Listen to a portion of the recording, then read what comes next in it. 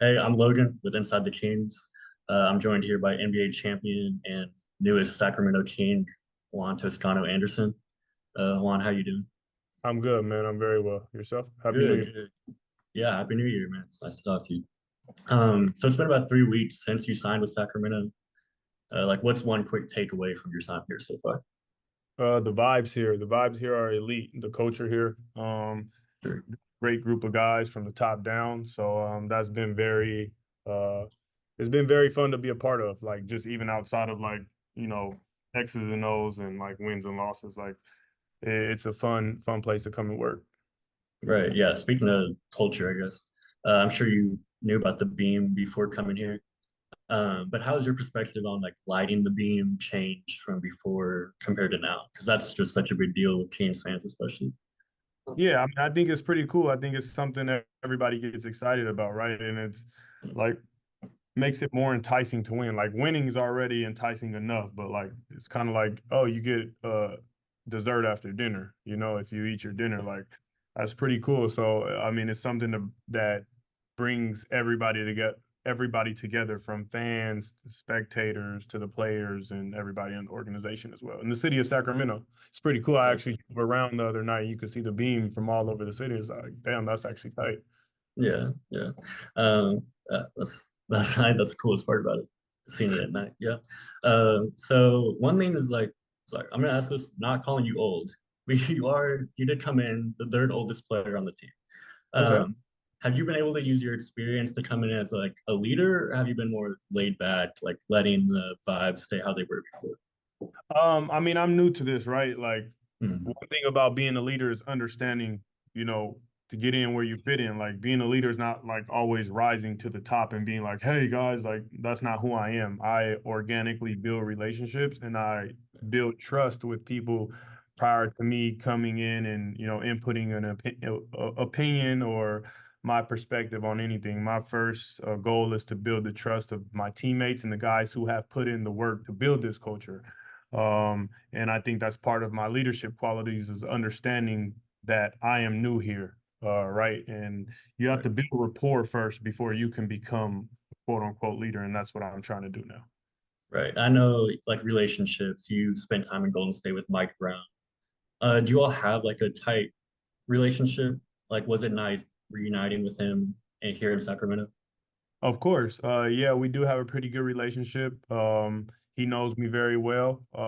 So once I got the call from the Kings, I was really excited to be reunited with Luke Laux as well, who was in Golden State, Leandro Barbosa, who too was in Golden State. I mean, I felt very comfortable when I got here. It's kind of like I had already knew the guys, right? And Mhm. I know those three guys very well. I know what they're about and who they are. So just understanding them, I knew kind of could have an idea of what type of group that I was walking into, and you know, I was pretty correct on that. So Right. it's pretty dope reunited with them. Right. I know I saw after your first game here, you were talking about how you knew about like De'Aaron Fox, of course, how he was special. How do you compare playing next to him? Like compare that to when you were playing with Steph Curry, LeBron James, like other NBA superstars. Well, I don't. One thing about me when it comes to this sport, I don't compare guys because I believe the sport is like an art. Right. And I think it dismisses who people are when you try to compare them to others. But in regards to like his presence and his position on a basketball team, I think he's a really good player. And it's also different, watching a guy 3 to 4 games a year as opposed to watching him for 82 games a year. So I was very impressed with him before, but I'm even more impressed with him now, just watching him on a night in and night out basis. He's a really good player. I think he has so much more room to grow and become a much better player than he already is. And I mean, Mhm. that's saying a lot because he's a really good player now. So it's pretty cool to play with players of that caliber in this league. I mean, this is the best league in the world, and I appreciate the game. I love basketball. So like I said, it's pretty cool to watch guys like that who are that talented play basketball. Right. It's kind of similar to that. Your first game was the game where Keegan Murray dropped 47. And do you like see something special in Keegan? I know Kings fans do, but being on the court with him, practicing with him, like what do you see his future as? I think he can be a hell of a player in this league. I think he can be a star in this. He's a star already, right? 47 is really hard to do in any league. I don't ever drop 47 in any game, whether it was AAU, eighth grade, or high school. Like that's really hard to do, and that was impressive. I actually wanted him to break the record that night, for his own reasons, but even for selfish reasons. Like I was there when Steph Curry broke the 3-point record, and I was, LeBron's teammate when he broke the scoring record, and that would have been pretty cool to say, like, yo, I was Keegan Murray's teammate when he broke the, 3-point Yeah, makes in a game record.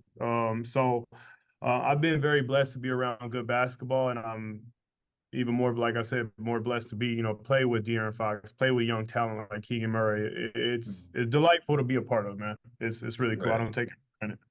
And I know your episode of The Break presented by the General. I love that. First of all, I think your story is so cool. Thank you. Um, I'm gonna quote you for a second. Hope it's not weird for me to quote you, but you said everybody wants to play, but everybody can't play.